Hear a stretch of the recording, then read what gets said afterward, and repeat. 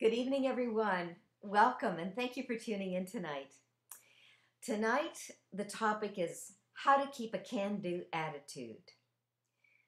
Um, Foundationally, if we can keep a can-do attitude, pretty much everything can go beautifully in life because that means that I'm in charge, I have a choice, and I know I can do it, which means gives me energy and um, a sense of excitement or a sense of confidence and a good feeling inside, and it's an empowered stance.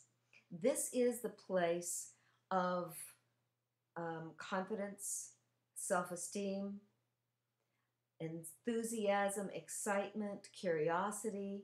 It's the essence of being full of life and being able to do what we need to do and being glad that we are who we are. Now, doesn't that sound great? This is the part of developmental psychology that we think of as the place where we develop self-esteem, self-confidence, a sense of identity, although identity is a very large endeavor as life moves on. It can be extremely complex and have many components. And you and I have talked about that in the past, and of course we'll talk about it again in the future. But tonight, the piece of keeping that can-do attitude.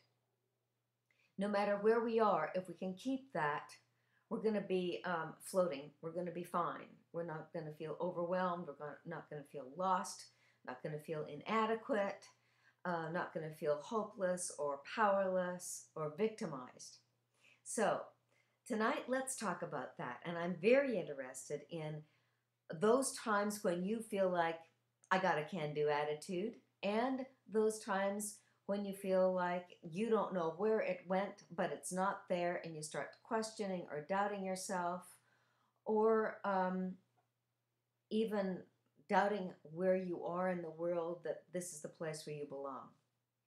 So I'm excited about your ideas, your challenges, your successes in this way of keeping a can-do attitude.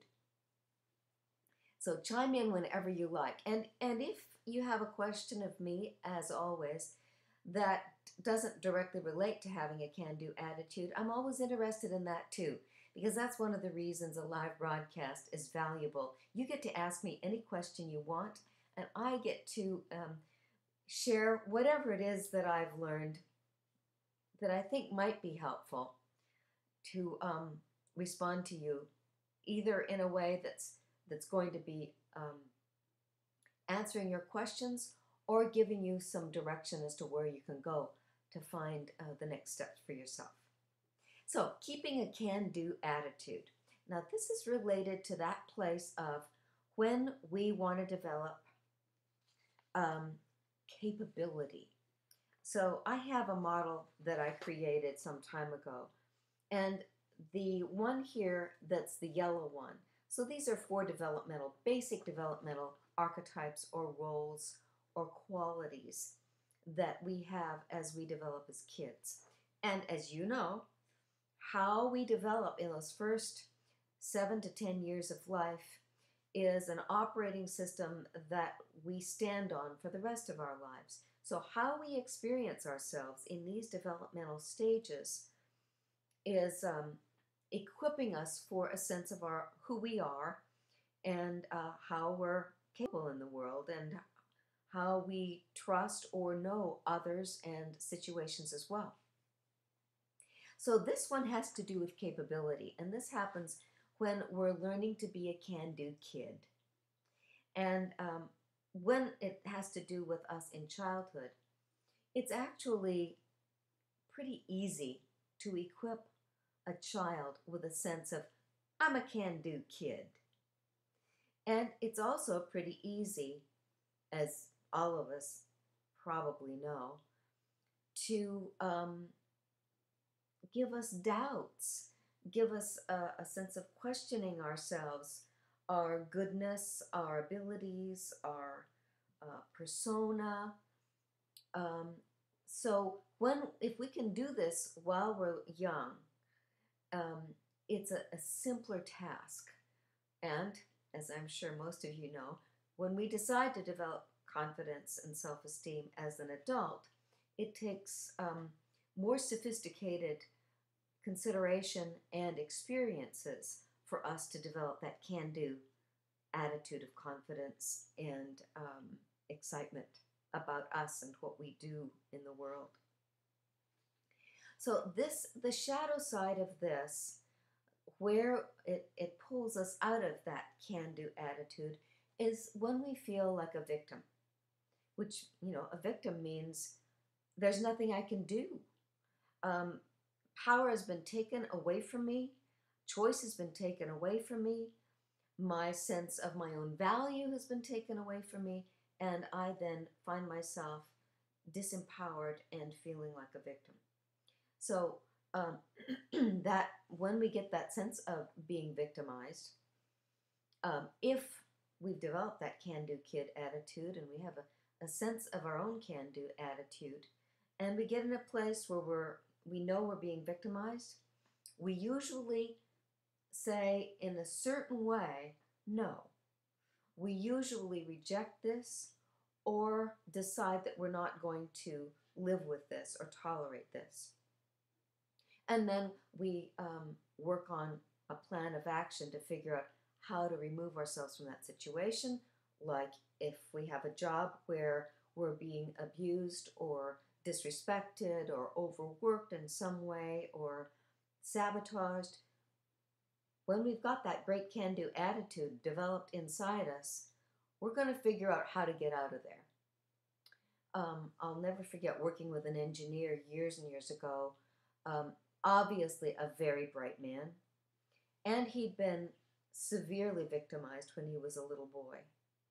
And he stayed in a job that, we discussed. It was almost illegal how badly he was being treated. The workload put on him, he gets an achievement, and his supervisor takes the credit for it. He doesn't get any credit. He gets paid, but he's overworked.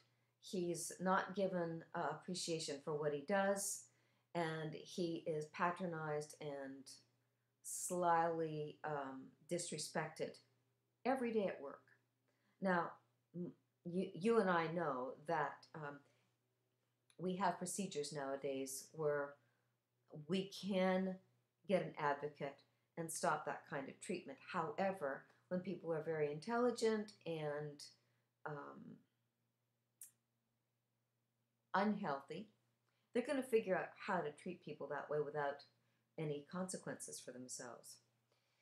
And so if you have a good can-do attitude, a sense of confidence about yourself and the right way, the decent way to live, you're going to look for another job and get out of there. And then, of course, what happens in a company like that, in a department or a situation like that, they end up, the only employees who will stay very long are the ones who don't have the can-do attitude, who were victimized when they were little and will tolerate way too much disrespect.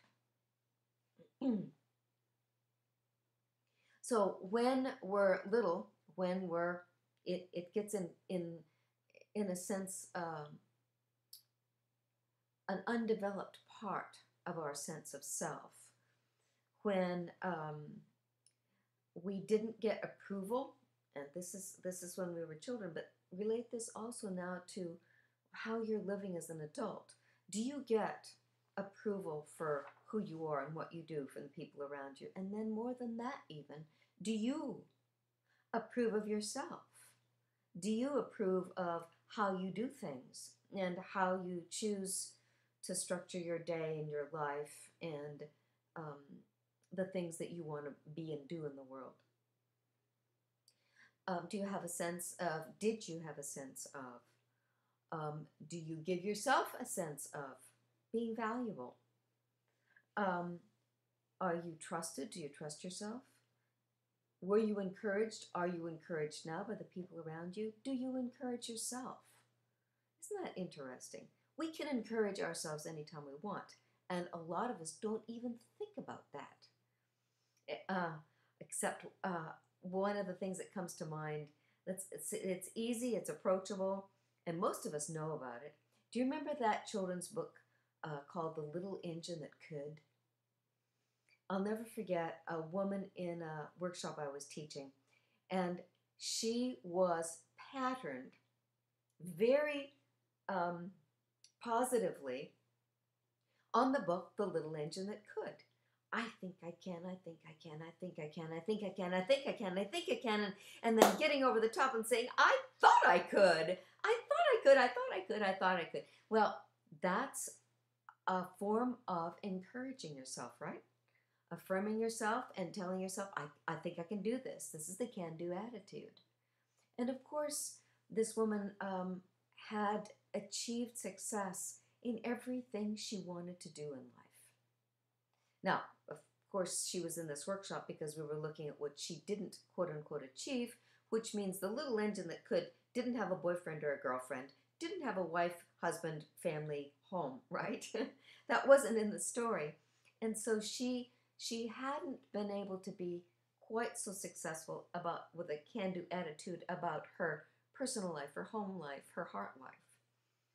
And so that's another part of this can-do attitude, where we look at the can-do attitude in the different places of our lives. And that a sense of encouragement is so easy, so pure, so direct, and so powerful and so healthy.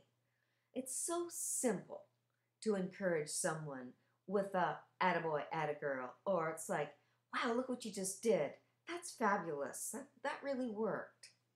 How simple it is to be encouraging.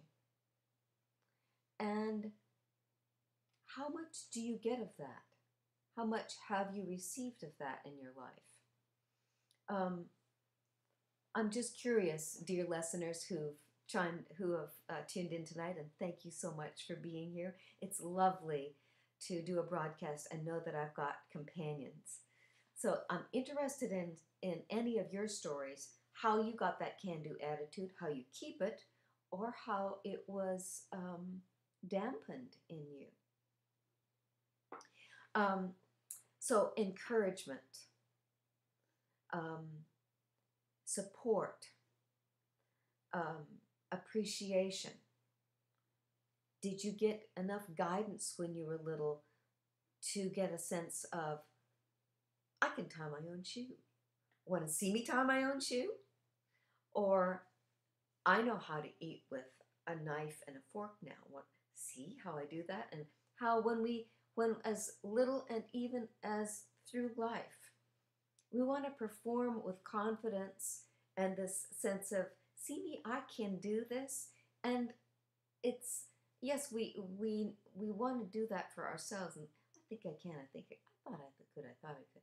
And yet, the sense of respect, if not kindness and love that we get, when someone will watch us do something and then say, dang, you did that good. It makes me think about when we do things in partnership, like in our personal life, if we are doing a couple dance, a ballroom dance, and how we get immediate feedback on, we did good, you know? We did good. Just when he leads her in a twirl and she does the twirl and it's elegant and graceful, right there is the livingness of the can-do attitude, the encouragement, the support that says, yeah, we did good. In order to get there, in new ventures in our lives, we really and genuinely need guidance, mentoring, learning, and think about those of us who get wrapped around a sense of perfectionism. And perfectionism isn't built on that sense of can-do attitude. Do you see how that works? Perfectionism doesn't say, I think I can, I think I can. it says, if I can't do it, then I won't try it. And the I think I can is the can-do road to achievement. So that can-do attitude is not the stiff perfectionist where they have to be there in the I did it mode. The can-do attitude is I can do it. I'm in the movement of doing it. I'm in the living of doing it. Or I'm in the expectation of doing it. Or I'm in the sense of excitement about the possibility of doing it. Does that make sense? Looking forward to hearing from some of you guys. So there's a movement in the can-do attitude where if we're going to be a can-do person, it's a journey of learning.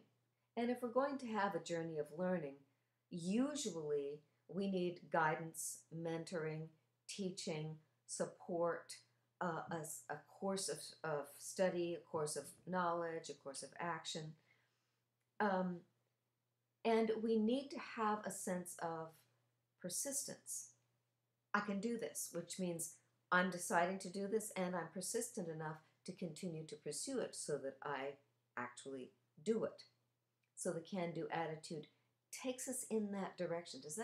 Isn't that interesting how alive that is, how moving that is?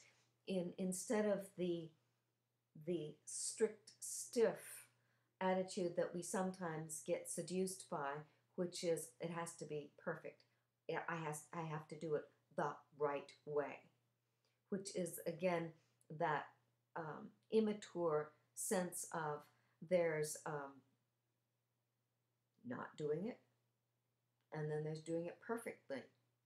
And the truth is, it's this movement in here of I think I can. Ooh, I didn't quite make it. Oh, okay, I'll be persistent. No, I think I can. Let me just tweak a little bit, right?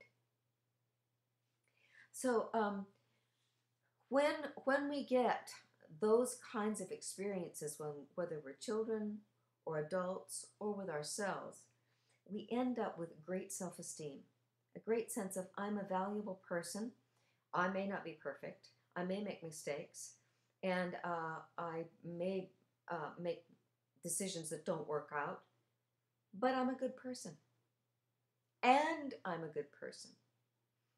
So to have that sense of good self-esteem about the self, it's a foundational place of what we build from in our lives.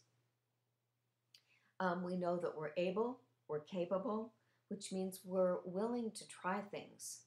We're willing to look at a problem or a project and say, I know I'm a capable person. I know I can do things. I can probably figure this out. Maybe I don't know exactly how it's going to turn out, but I can probably figure it out, or let me launch into it and see what I need to learn as I move along. So it's a moving sense of life when you have a can-do attitude. When we have a can-do attitude, the two parts. One is the emotional excitement part, and then the other one is the self-esteem part, and then the other one is the confidence part, the sense of ability in myself. So I have the ability. I haven't tried it yet, perhaps, but I know that if I do try it, I have an idea of when I move into something that I can do it. May not be instantaneously, but I can move into it. And then the attitude is positive, optimistic, and interested, and which keeps us persistent without that, well, I have to tough it through here. If you've got that positive attitude, it keeps us persistent, moving through and curious and saying, ooh, that didn't work, let me try something else. Or, that didn't work, let me ask somebody. Or, has somebody already done this? Or, sounds like we've got some experimentation to do. Isn't that going to be fun? That can-do attitude underlying things gives us so much quality, positiveness, um, enjoyment of life, and enjoyment of our process going through life. Um, People who don't have a can-do attitude can definitely achieve as much as the people who do have a can-do attitude. Are they going to um, enjoy it? Are they going to feel grateful? Um, are they going to have a smile on their face, twinkle in their eye, and a sense of camaraderie?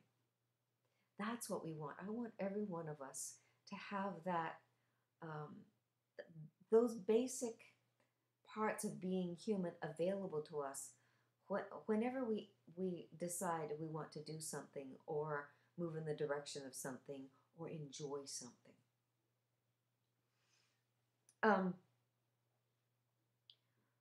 I'm looking at my list of things here. There's there are two other components of this that can help you build and keep your can-do attitude strong. And one of them is, some people call it the deserve level. How much inside yourself, consciously or unconsciously, do you have a sense that of deservingness? And I'll never forget a friend and a colleague long ago who realized at one point, after she'd done things over and over again, that her deserve level was she knew when she was young. Her dad was pretty successful. She was pretty connected with him. She knew what his annual income was. Now, of course, it's the previous generation, so it doesn't really relate today.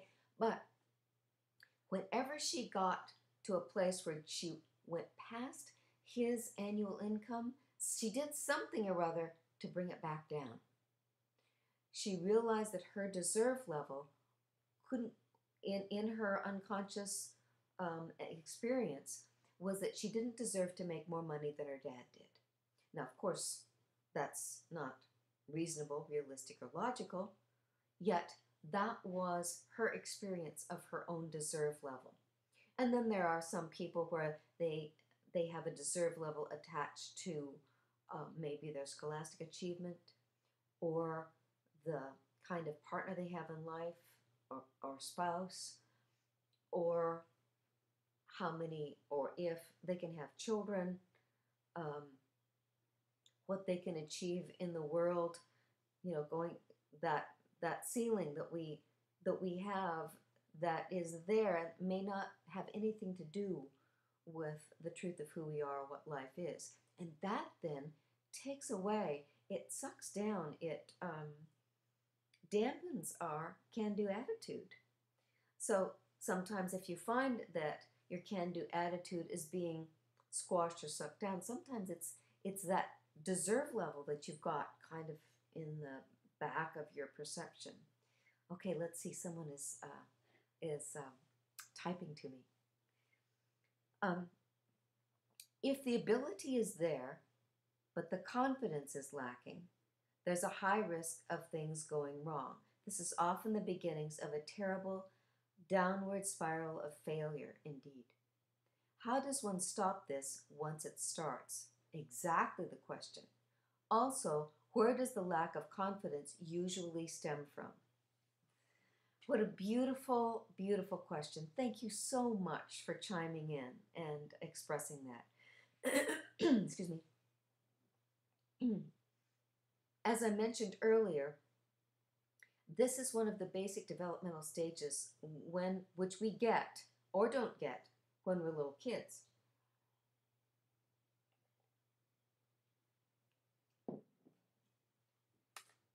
So if we're to look at the 4 basic stages of development, the pink one here, that one's about emotional intelligence and relationships. The yellow one, that's about capability, where the child was either shamed or encouraged, develop a sense of self-esteem or victimization, and that's where the can-do kid lies. Down here is where we develop character and a sense of being respectful. And then this one over here is our behavior, a sense of managing ourselves, regulating our decisions and our energies. So that sense of self-esteem, as I said before, is very simple to develop when those parts of the brain are developing, or the psychological developmental stage is first presented. That's when a child is putting together a puzzle and you say, look at what you did, you can do it. Or learning to drink from a cup that doesn't have a sippy cup, or tying shoes, or drawing the first letters. And if the adult is there beside the child and saying, you can do it. And so then the child gets a sense of being a can-do kid. Over and over again, trying tasks a little more difficult, and every step of the way, the adult is beside them and shows them and expresses to them, you can do it. Look at you can do it. See, you did it. You did it. You can do it. So that can-do kid attitude begins to come then. Many of us didn't get that. Or many of us got some of it. And then we did something where we were punished or shamed. And then, that dampens down on that development of that can-do attitude. And so then here we are as adults, and you're saying, what do we do about the spiral down?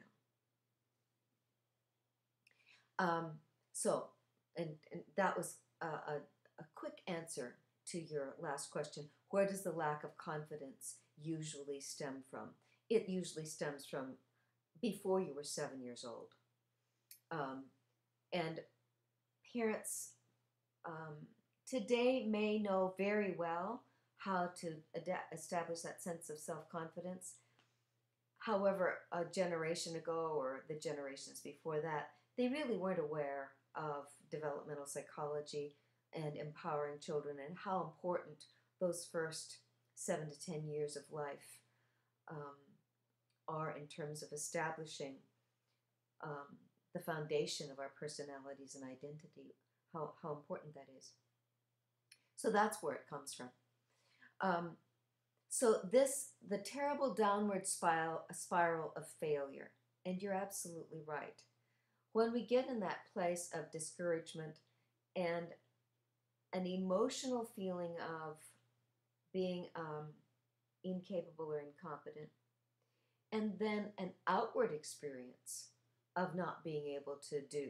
And the classic example for that, and it's everywhere today, I'm thinking of two very different spheres that you and I know are pervasive. One of them is how our economy has affected our job situation, and when people lose a job and can't find one, and how to handle that huge stressor, that load on so many levels.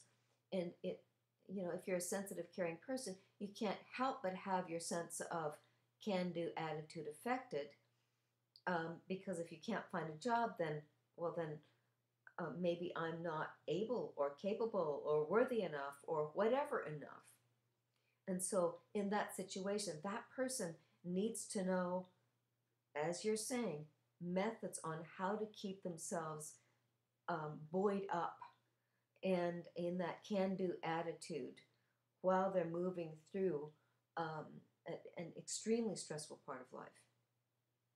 And then the other example I'm thinking about is we have in our country now, half of our population or more are overweight and unhealthy because they've gained so much weight that they're losing their sense of being able to be fit and healthy and have optimum or close to optimum weight and not be overweight. And that one, it's everywhere, and our children are even having it. And that's not a can-do attitude, because I couldn't do it. I couldn't maintain my fitness and my health and my optimum physical fitness level. So those two are examples of very strong stressors that I see people having. And if you can't ameliorate those situations um, in the short term, you're going to have to use conscious things to keep yourself in that can-do attitude. And we're learning so much more about that nowadays. So that spiral downward with the failure, it depends on your personality, which things are going to be most effective for you. But there are some things that are pervasive with all of us in terms of what it is that buoys us up, that keeps us feeling like we're worthy, that keeps a sense of can-do attitude where I'm deserving, I'm worthy, I'm capable.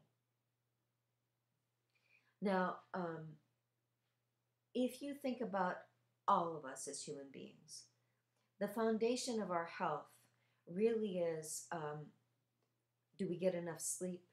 Do we get healthy food? Do we get enough physical activity?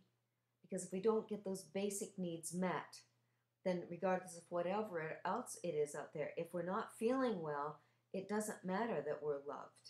It doesn't matter that we have a great job.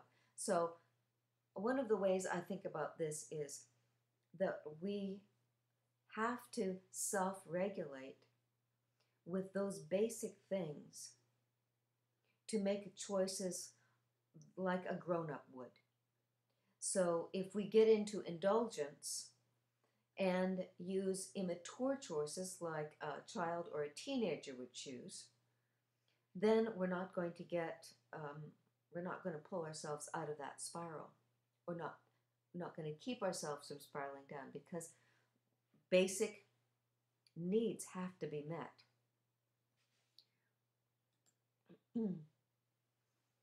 So that means using the extra energy and the extra attention to making sure that you get sleep, exercise, and healthy food. And that's being an adult. That's being a grown-up. Well, most people do that pretty well. Some really don't. And so for you to look at, if you've experienced that downward spiral, once something has happened that's given a blow to your self-confidence or your deserve level or your attitude, we have to do something. And it's up to us, and not to play victim, to say, well, somebody else has to take care of me, because this part we are responsible for. And playing victim is a guarantee to have us going down in this spiral.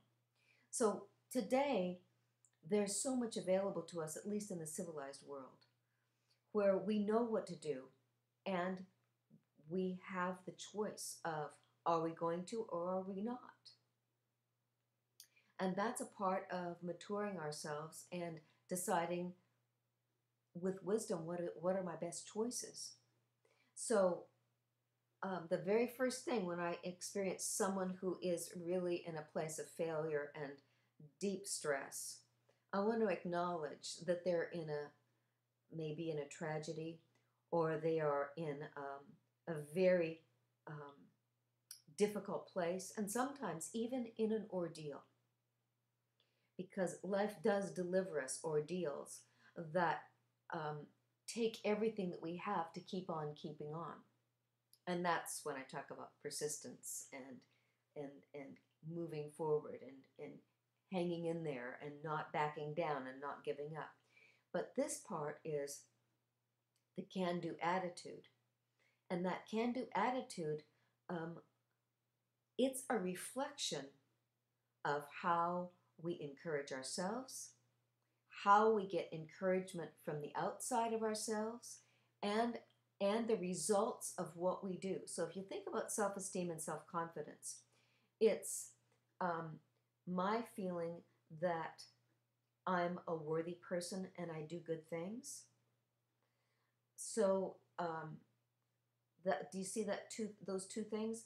I'm a worthy person, and what I do in the world is useful or valuable. So that's my self-esteem, my attitude, and my can-do-ness, my confidence in terms of I can do something in the world that has meaning. And so there you have it.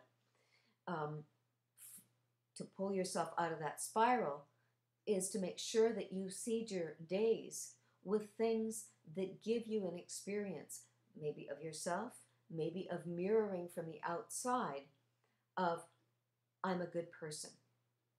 So, off the top of my head, where do we go to get an experience that we're a good person? It's with people. It's with your friends, going for coffee, phone call, going over and helping them paint their fence, asking your grandmother if she'd like to take a trip out to the country, knowing your next door neighbor is having a hard time and going over and helping clean the house or mow the lawn or something. Do you see, I'm talking about pretty generic things. And it's reaching out to the people who you care about, the people in your life. Because their face, when you see them and you connect with them, have an interaction with them, offer to help, offer to be with them, pay attention to them, their face, this is the most basic thing, their face is going to mirror back to you a smile.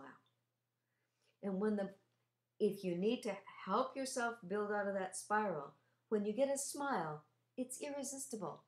Unless you're really, really depressed and really you've spiraled down way into where you need to see someone like me in my private practice. That smile, you will smile back. And every cell in your body, when you smile, knows that there's something good about you. Sometimes you may have had experiences like this. You may have seen somebody with an experience like this. Sometimes all it takes is you say, gee, I like your hair, to the checker at the grocery store. And the checker was kind of, and you say that, and they light up and smile back. That moment shifts all the cells in your system. Every part of your system is lifted a little bit. So remember I mentioned a bit ago tonight about lifting yourself? Deciding where you go to get those lifts. Because they're not maybe going to be just naturally, unless you live in a happy, bouncing household of people that are very creative and always going and blowing. And if you are, then you probably have a great sense of a can-do attitude because everybody fosters it in everybody else. So that mirroring, when you reach out to encounter someone, that mirroring, that's the fastest way for you to get that sense of, I'm a good person. Let's see, we've got a couple more comments. Face time with people really does help refill the low feelings. Children are wonderful at lifting spirits. Yes, exactly. And if I can't, for me, if I can't have a child or a friend, if now I'm revealing something here. All I have to do to make myself laugh out loud, I love YouTube, or the pieces that I look at anyway, is watch a silly cat video. I was laughing out loud this week when I saw a silly cat video, which is a big old kitty cat goes up to a little baby and just plops on the ground to be mauled. And the baby just delighting in this soft, furry creature. Well, that's all I needed to do to make myself laugh out loud. When you're in that place of kind of sinking, deciding to do something like that, it gives you an instant lift, instant shot of all those chemicals in your brain that are natural, quote-unquote, antidepressants, natural lifters. So that's the quickest and most approachable and actually the most substantial way that you can get that sense of, I'm a good person. Another way to get that sense, and we'll get to I do good things, that confidence, we'll get to that in a minute. But another thing for you to have an experience of I'm a good person is that you do some of the things that you believe in about who you are, your sense of your own lifestyle, your own rituals and such. So, for example, one of the things that I do that gives me that sense of I'm a good person is when I sit down and I start journaling. Maybe I'm stressed, I just write it all down.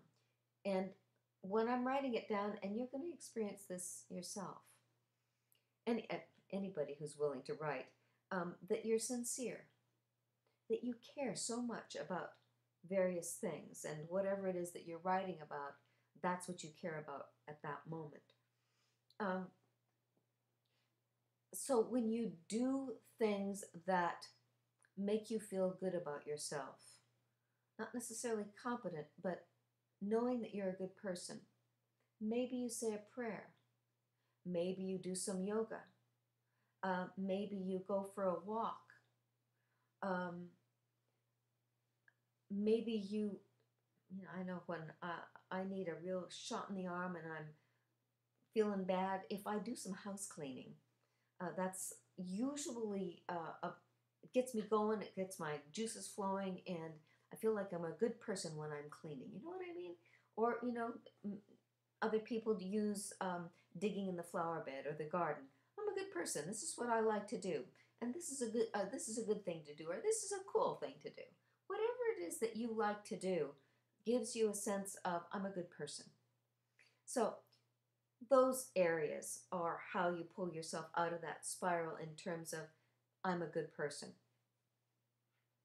Now, then the other part is of the can-do attitude. Now that's the attitude. Attitude is I'm a good person. Now the can-do part,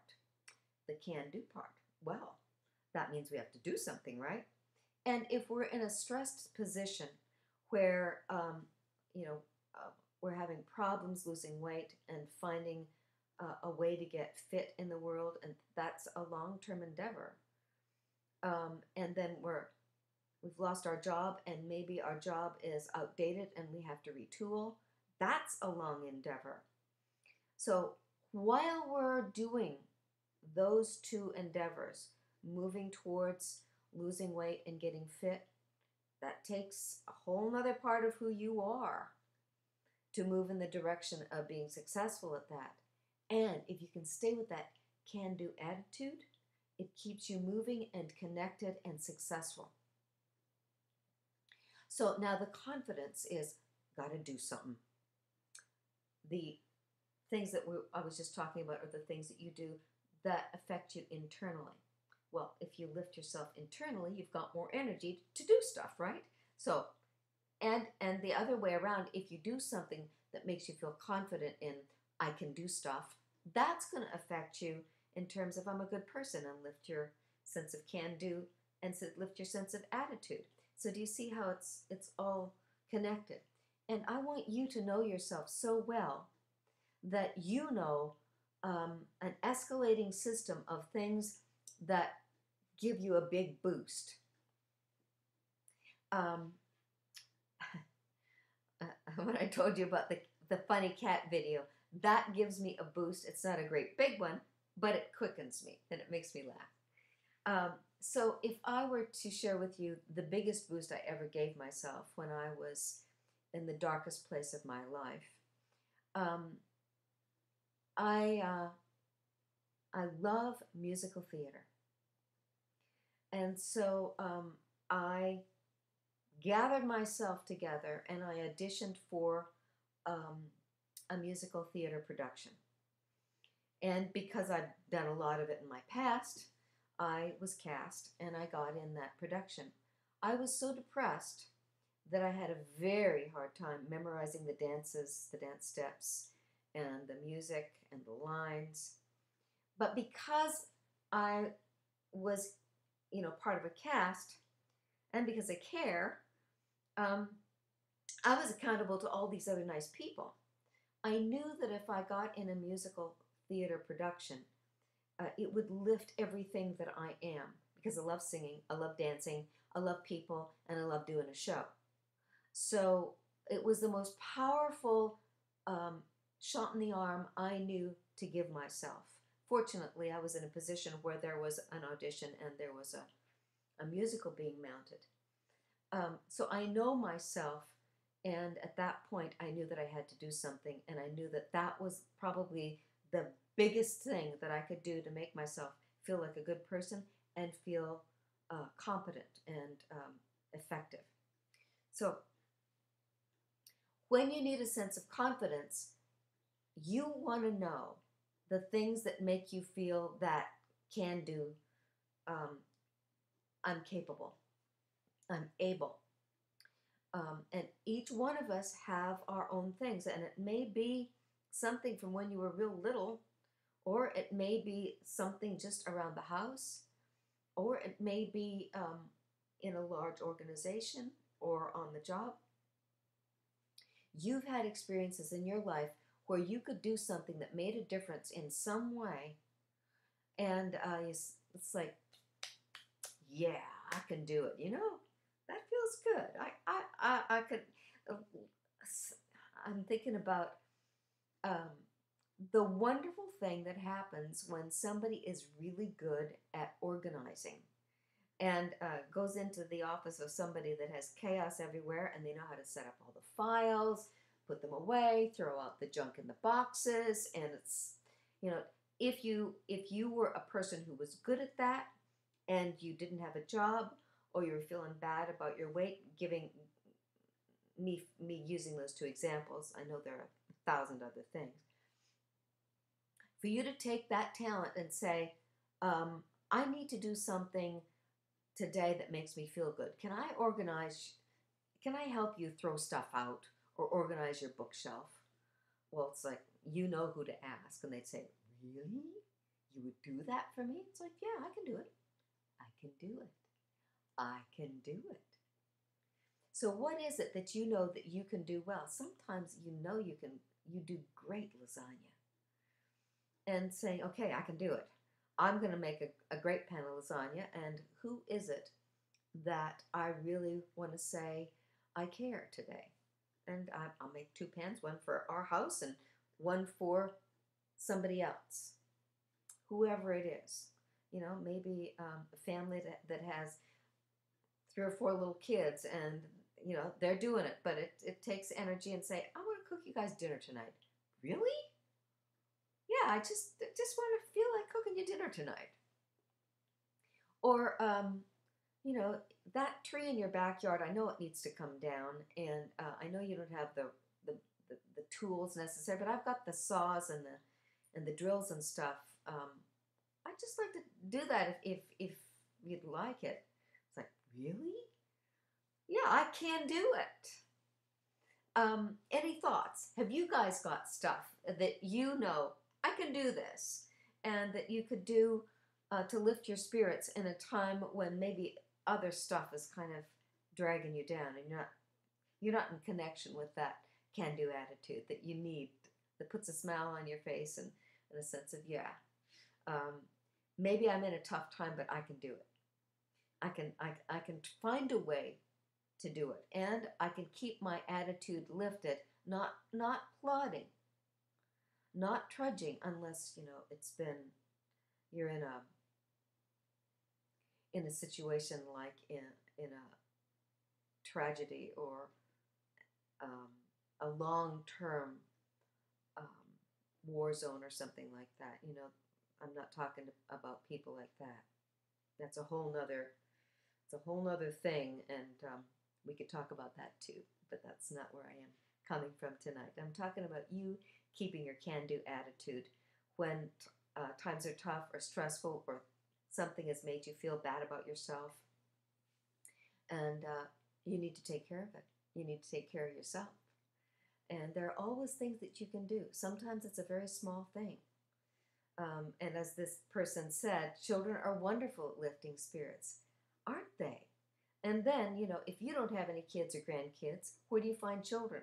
Well, we need to be legal and ethical and safe about it, of course. However, you and I know if you call the local Boy Scout troop or Girl Scout troop or Indian guides or um, school around the corner and say, I've got some extra time, and is there something that I can do to help you? And the person would say, really? Yeah. Um, when can you come? I mean, how much time have you got? What do you like to do? And voila, you can go and help out with kids. They're all around us, aren't they? Any thoughts? Any ways that you have been drugged down and have a hard time pulling out? Or have I given you some ideas tonight? Or do you have some ideas about, yeah, that's right, I did do that to pull myself out of a place where I was feeling bad, where I lost my can-do attitude at the level where I want to keep it. And thank you so much for tuning in tonight and being with me on my live broadcast. It's it's a lovely thing knowing that you're there. I don't know who you are, but that I have the companionship and the interest. So thank you. We have a few more minutes left tonight, and I had various things that I wanted to share with you. And one of the things about this good self-esteem when we're adults, and when we want to keep the highest level, the adult level of sense of can-do attitude, which is self-esteem and self-confidence, which is feeling great emotionally and having a sense of confidence about, yeah, this is something that this is not going to get in my way, or yeah, I know how to do this, or we'll figure out how to do this. So when I think about that role in our lives where we use so much of that energy of the can-do attitude, you know what I call it when we're in the real grown-up place? I call it the sovereign, the king or the queen. And the king or the queen in the sense of the good king and the good queen. And that we are sovereigns. We are rulers of our domain. So we have a sense of ownership of this is me and my life, and I'm in charge of it. I am not a victim in any way, because this is my domain, and I keep my domain orderly and beautiful and healthy and safe and the way that I like it. So that sense of the sovereign, I deserve my domain. I am willing to tend to my domain, and I know that I am capable of doing that. I can keep it done well. I am willing to receive coaching on how to keep it well. If I'm a good king or a good queen, I'm interested in what you have to share with me, and I'll consider that. I'm also very willing to offer support and guidance and coaching with those people who fall within my domain. And so that I am in charge, and I don't allow things in my domain that aren't good and healthy and respectable. My domain is a place that's decent and respectable and good, which means I am in charge and I keep it good. That's that place of being competent and filled with good-heartedness. You know what I mean? Willing to keep it full of the good stuff and maintaining that. And if there's something that doesn't do that, then I figure out how, like a lady or a gentleman, to remove that. Not in any disrespectful way, but in a competent and intelligent way. So when I think about the most mature level of a can-do attitude, it's that place of the king or the queen, the good king, the good queen. They're generous. They know they can do it. They know that they're They're in charge in a wholehearted way. Any thoughts about that? Oh, someone says, thank you for your advice, insight, and encouragement. You're most welcome. That's my intention. And if you received that, then thank you so much for tuning in. I hope it was worth your time tonight. Um, so the king or the queen, the good king and the good queen, it's the opposite of the victim. And the victim, when we get that sense of not being capable enough, not having a can-do attitude, we can go into being a doormat.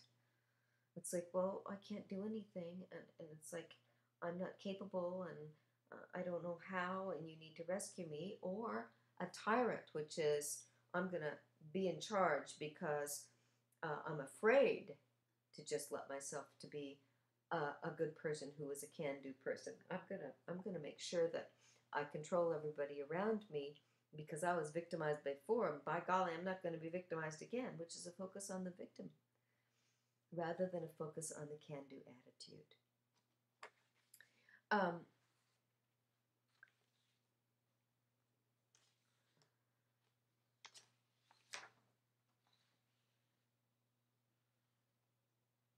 um, one of the things that I like to do, and you might consider this, is if you want to strengthen your can-do attitude, give a name to that part of you that's the can-do,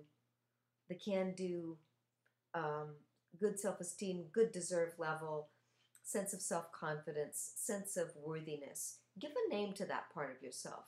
And, you know, it could be the good queen or the good king. Um, there's a part in me that's kind of that way, but has a little mischief, so I just raise the energy to a little higher level. And you know what I call her? I call her the it just went out of my mind. She's a kind of a girl with oh yeah, it's Miss Smarty Pants. So that's not the good queen. You know, when I am the good queen, I'm more in the adult role. But when I want to lift myself privately and personally, and just, you know, kind of have a more positive attitude about that can-do stuff, Miss Smarty Pants knows that she can do stuff because she's capable, she's competent, and she trusts herself, and she knows that, you know, whatever it is, we're going to do it, and we're going to do it either together, or I'm going to do it and bring a little bit of zip, zing, vigor, and smile into it. Thank you so much, everyone, for tuning in tonight for this discussion about can-do attitude. I hope it gives you some ideas, not only when you start feeling like you're going into that downward spiral, and how to keep yourself from going down, and then how to lift yourself up, but also for the people in your life, the loved ones, the friends, the neighbors, the co-workers, to encourage them in the way that they need it, where their sense of can-do, when that smile is mirrored for them, when that sense of competency is encouraged and mirrored in them. In a certain way, it's a simple thing. The hard way is we usually don't have role models that tell us and show us how simple it is and how quickly we can do it. So I hope tonight that I've shared that with you in the true spirit of good-heartedness and can-doedness. And don't you love that? I think I can. I think I can. I thought I could. I thought I could. Thank you, everyone, so much for tuning in tonight. And also, if you ever have a question, something that you would like me to talk about or answer, shoot me an email or give me a comment on my website, and I will either answer it at that time, or if you want me to talk about it in my live broadcast, I'm happy to do that too. So there's your invitation. And thank you. I will see you the same time, same place, next week. Good night, everyone.